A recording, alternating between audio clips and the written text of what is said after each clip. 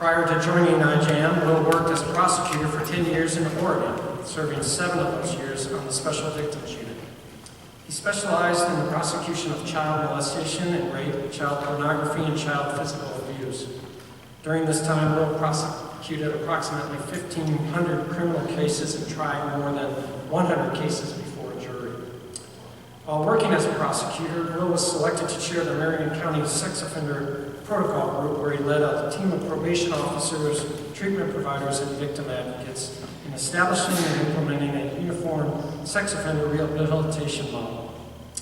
In 2014, Will was hired by the National District Attorneys Association in Washington, D.C. as a senior child abuse attorney to train U.S. prosecutors in effective prosecution strategies.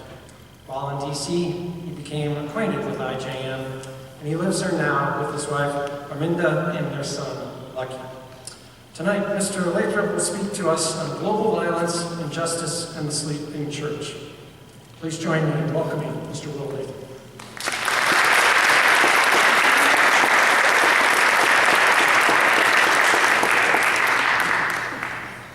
Good evening. A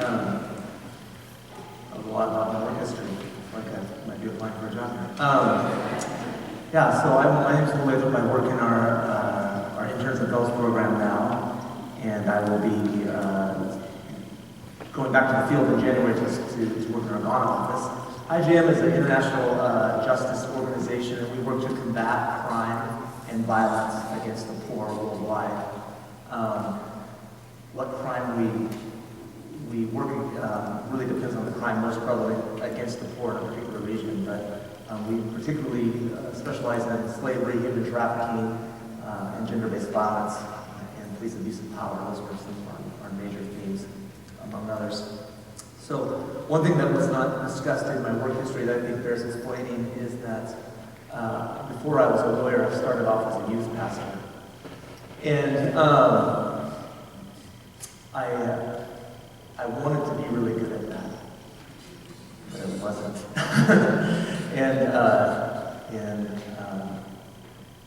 I found after about 4 years of doing that I was much better at hunting wolves than herding flocks, I think is the way I like to think about it. But to explain to you how bad I was as a youth pastor, I'll just tell you in one brief abstract of the story. I'm probably the only youth pastor or minister of any kind you will ever see that at a church function, I had a church function with 3 youth kids in zip ties at police gunpoint, and me face down on the concrete in a church parking lot with guns pointed on me, telling me not to move. That's when you know you failed.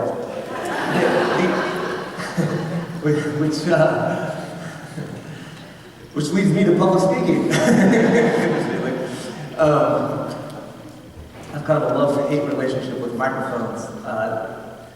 They love to mess with me, and I hate it. So expect some sort of dramatic microphone failure at some point in this presentation. When I was a prosecutor, I tried a lot of cases to a jury, and my very first case, which just left a charred sense of fear every time I go in front of a group of people. My very first case I was trying, it was a DUI case, and the defense attorney was at one table and I was at another table. He was an old trial dog, he tried a lot of cases, and I was just a young guy in my mid-20s. And I got up for a closing statement, and I had it all ready to go. And you know how, if you've ever seen trials before, the jury kind of sits off to the side, and at closing arguments, you get up and you tell them all the things they should believe and all the reasons they should convict. And I was stealing from my youth pastor days and just thundering down the word of justice to this jury, and they were looking at me just horrified. And I didn't understand why they want to join in with my passion. And they just looked like they wanted to be anywhere but listening to me talk. And I looked over to the defense attorney, he actually had his feet up on the table, and he looked like just smiling and relaxed, like he was winning and it was no problem. I thought, that's weird. So I turned around, I was going to go back to an easel where I made some drawings about the scene of the crime. It's this big, easel. And just as I was turning to go, I looked down and my fly was wide open. And so I looked at the easel, and everybody in the room realized I had realized the problem. It was one of those things.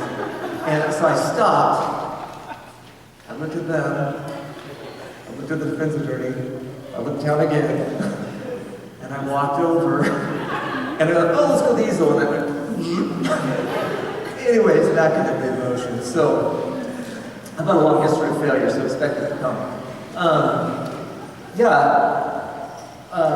It's good to laugh because not everything I talk about and not all of my work involves a ton of humor, but I think God gives us humor as a relief valve a lot of times, especially in this kind of work.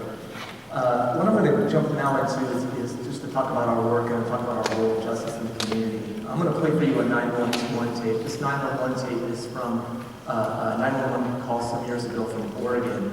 The context of this call is that this woman is calling 911 because a man is beating on her door trying to get in her house. And that man is not just any man, it's a man who has assaulted her in the past, and even at one point put her in the hospital. So I'll click to this, and you can listen to the 911 tape as she calls in. And this is in the neighboring state of Oregon. I don't have anybody to send out there. Obviously, if he comes inside the residence and assaults you, can you ask him to go away, or do you know if he's intoxicated or anything? I thought he was him. I know he's been done 5 years. He's spoken before, but I don't think it was openly. Is there any way you can safely leave the residence? No, I can't. He gets his body pretty much back in the house. Well, the only thing I can do is give you some advice and call the sheriff's office tomorrow. Obviously, if he comes in and unfortunately has a weapon or is trying to cause you physical harm, that's a different story. The sheriff's office doesn't work up there. I don't have anybody to send.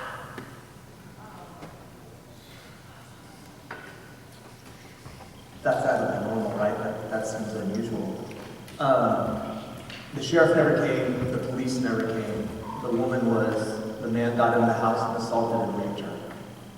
And it's frankly disturbing to say the least, right?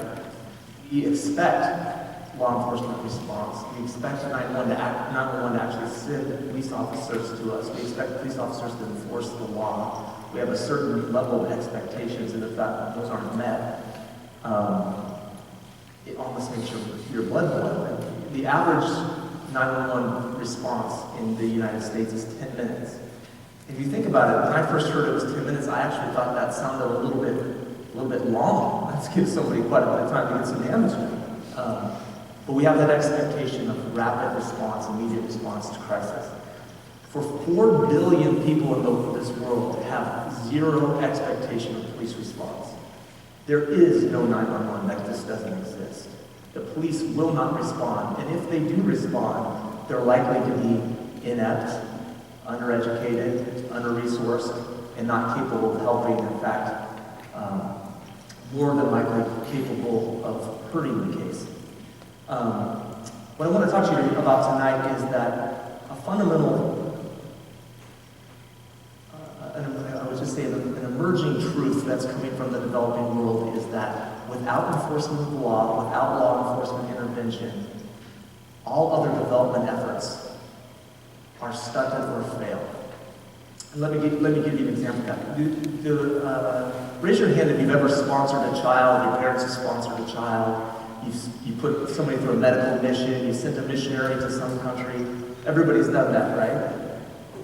And you think, okay, well, if you sponsor a child, that child can go to school, and the kid goes to school and gets fed, and they can get education, and they can lift themselves out of the poverty, they can get a job and go to work.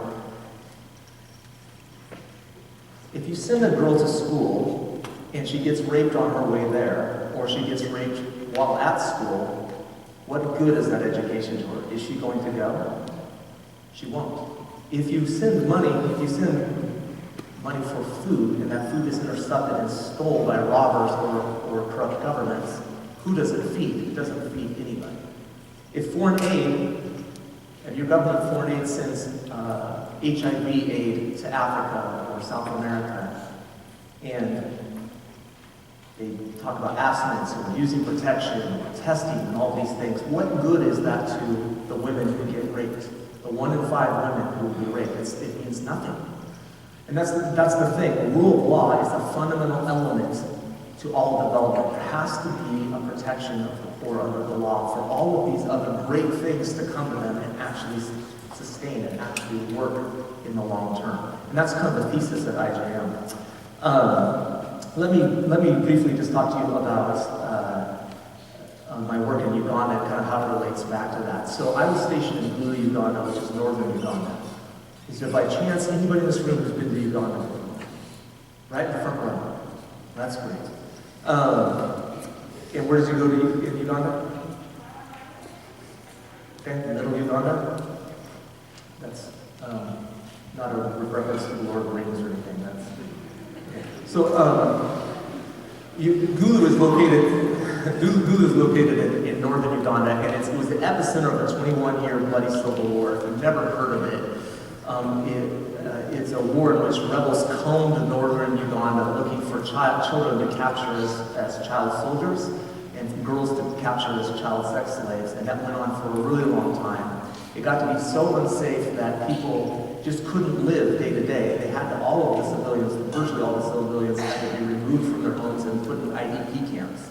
An IDP camp is internally displaced persons, and it's a lot like a refugee camp. And there's a lot of kids that grew up in those camps for years and years and years. People lived in a big circle, and the land just went dormant. And after the war ended, there was decimated male population.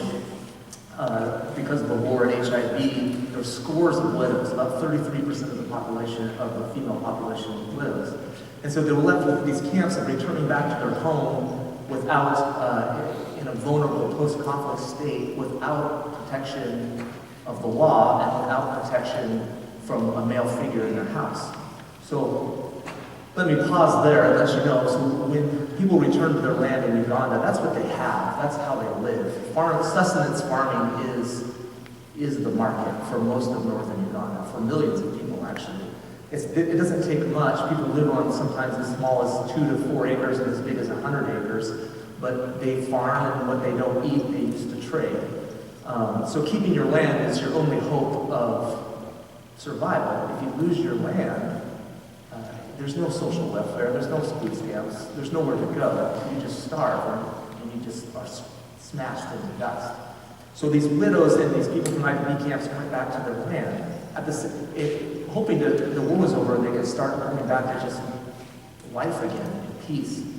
At the same time, after the war, there became a lot of foreign interest in investment interest in northern Uganda because it has some of the most fertile land in the world.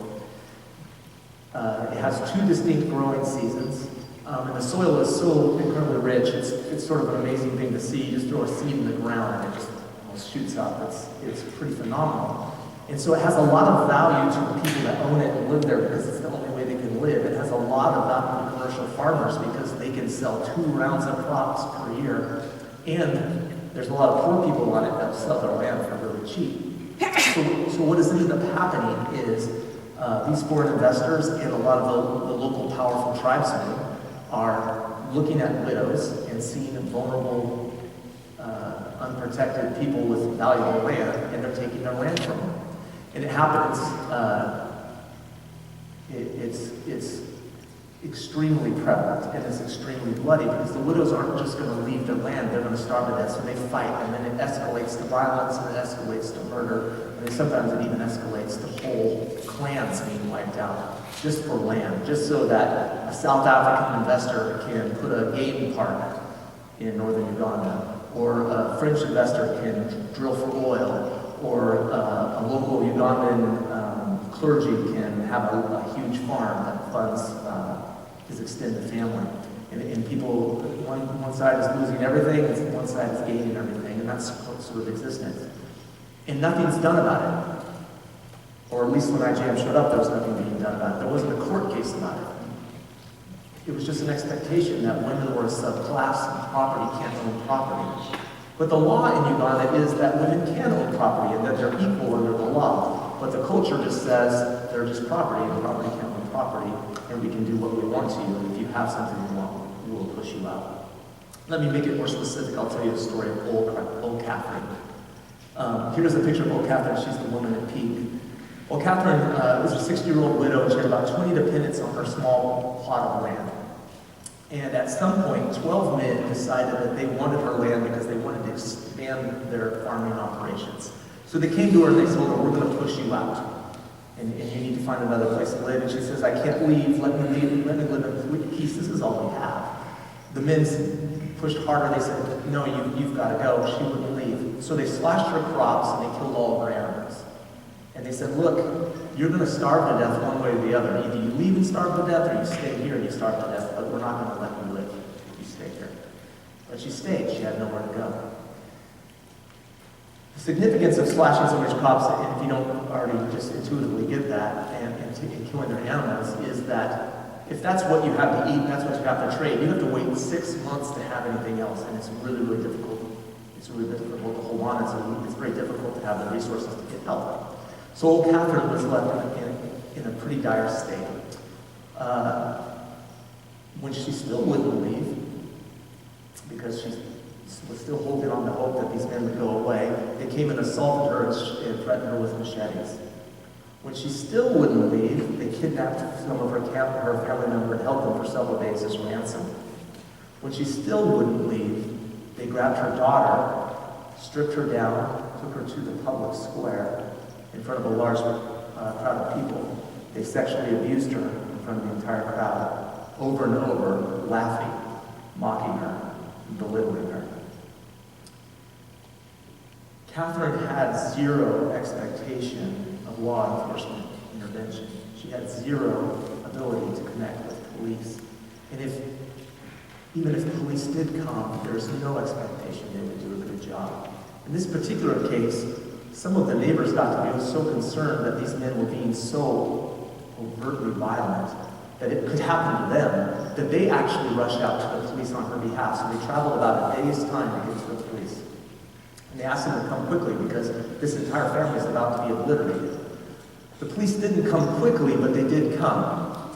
And when they came, they sent 3 low-level, under-resourced, underprepared police officers. And within a few minutes, the 12 men had taken the police officers' guns, stripped their uniforms off of them down to almost nothing, sent the guys away in shame, burnt their uniforms while they fired off the guns into the night, drinking waraji, which is a local hard alcohol, and singing songs about how they defeated the police and now who could stand against them.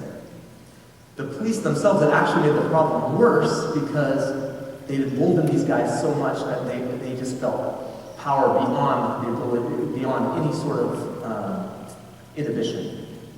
And so, thinking about what I talked about, there is no 911 for Catherine. We have an expectation of people being there in 10 minutes. But that's not an expectation people have in the rest of the world. Could you sponsor one of Catherine's children to go to school? How would they get there? Would it be safe? Could you give her food aid? What would she do with that? Her medical aid? Medical aid to Catherine, the best medical aid you can give her is protection from the violence. That's her biggest medical threat, not malaria, not Ebola, not HIV. It's just the machete, the spear, public sexual humiliation. And that's Catherine's reality. What we do at IJM is we work to combat everyday violence. People, typically in the Western world, we typically think of what afflicts the poor as terrorism, war, disease, and famine. But the reality is most of the poor live under the boot of everyday violence. It's just simple violence, like Catherine. Powerful people in their neighborhood who do what they want when they want without ever even thinking they could get in trouble for it. If somebody like Catherine doesn't have a protector, a strong man around her, or money to protect herself, she is at the whim of the most powerful person around her. And that's the reality for 4 billion people on this planet. So 4 billion people live outside the protection of the law. This slide will tell you 40 million people are held in slavery worldwide. The latest, just in the last few weeks, the slave index came back. It's actually 40.3 million people live in slavery worldwide. To put that in context, that's more people than exists in the whole country of Canada. And I apologize for mentioning Canada in this speech. The nationalists. The gender-based violence creates a greater risk of death and physical harm than motor vehicle accidents, war, and malaria combined. Gender-based violence is prevalent in every developing country virtually across the globe. 1 in 5 girls will be raped in their lifetime or attempted rape.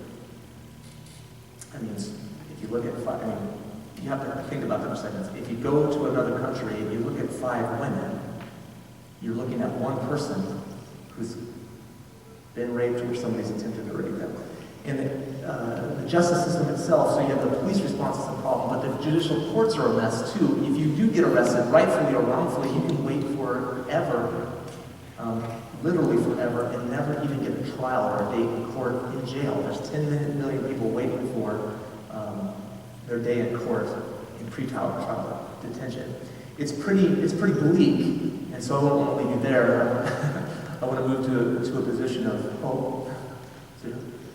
It's depressing, let's go home. The world really sucks. So our theory of change is really simple, and it's stated up there, is that if there's protection of the law, if the laws are enforced, all other development, all other forms of life can start to grow. It's sort of like lifting the cloud off so the sunshine can come in. So when laws are enforced, the violence stops. It makes sense. Our solution is that we... I told you. You had something? So, I don't know why this froze up, guys, but it did. Our solution is this. It's really simple. I don't totally need these squeaky slice notes. Is we rescue people who are in slavery, who are in the midst of gender-based violence abuse, who are in property right abuse. We perform rescues. We arrest the people that are abusing them. We take them to court and we take them to trial and we put them in jail.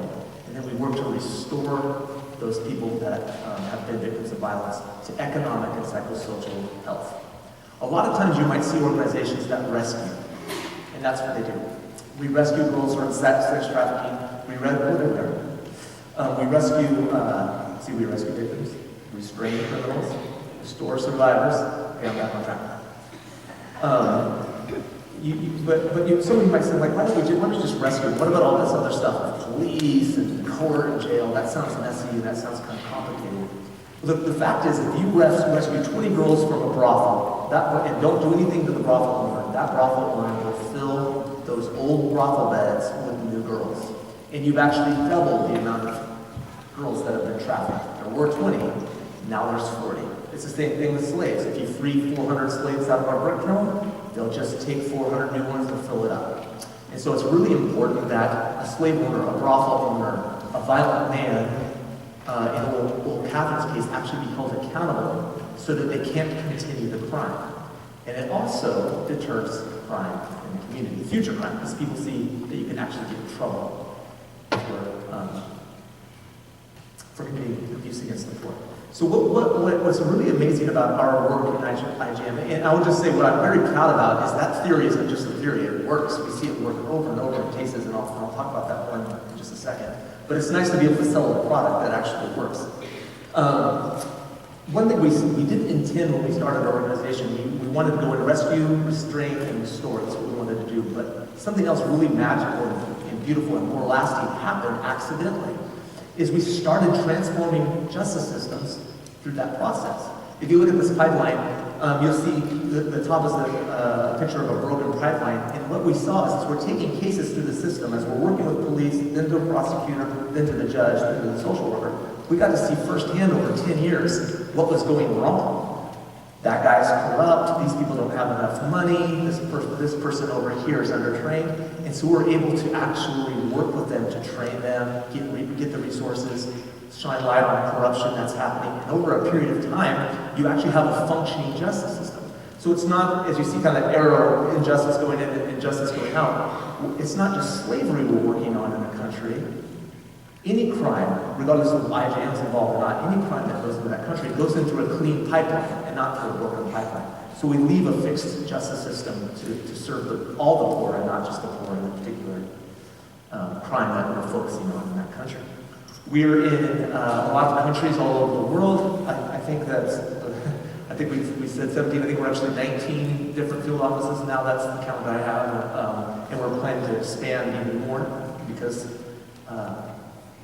violence is pervasive across the world, and the need is very, very much. Let me brag for a couple of minutes. So I'm from, this is not what I'm bragging about, but I'm from a town called Joseph, Oregon. Has anybody ever been to Joseph?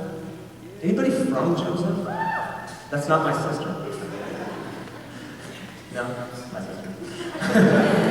Anyways, I think in Joseph we have probably some of the same Northwest style of sort of understating everything and never bragging. And on the East Coast, you would overstate everything and brag about everything. So I always feel just a bit hesitant to brag. But these are things to be proud of. IGM and IGM partners have rescued 40,000 people since 1997. We've successfully convicted about 1,300 violent criminals. That may not seem a lot, like you're like, well, you've rescued 40,000, but why only 1,300 convicted? Well, two reasons. One is, typically one powerful person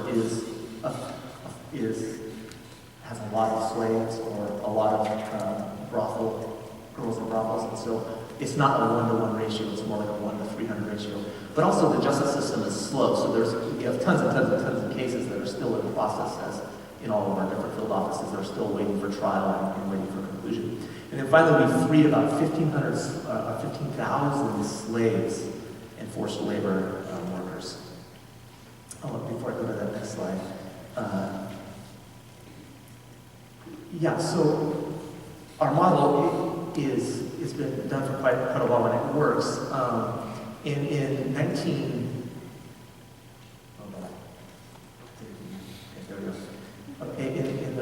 2005 or so, the Gates Foundation approached IJM and wanted us to do some work in the Philippines. As you can see these numbers, I don't know how you can see them from where you're at, but you have Cebu, Manila, and Pampanga. Those are three major cities in the Philippines.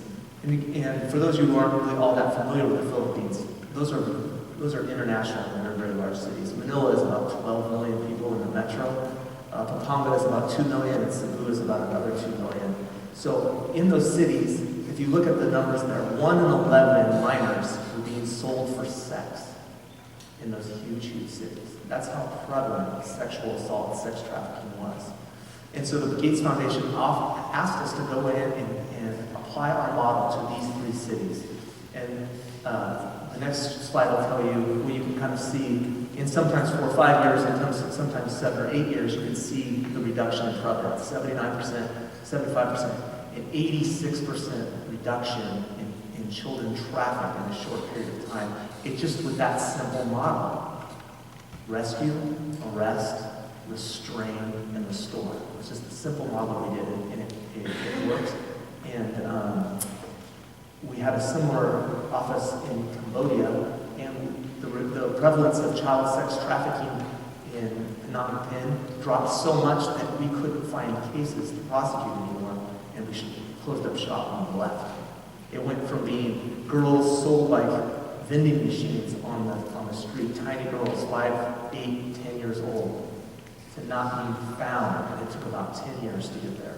So the model has been proven to work, and it's actually really exciting to be part of.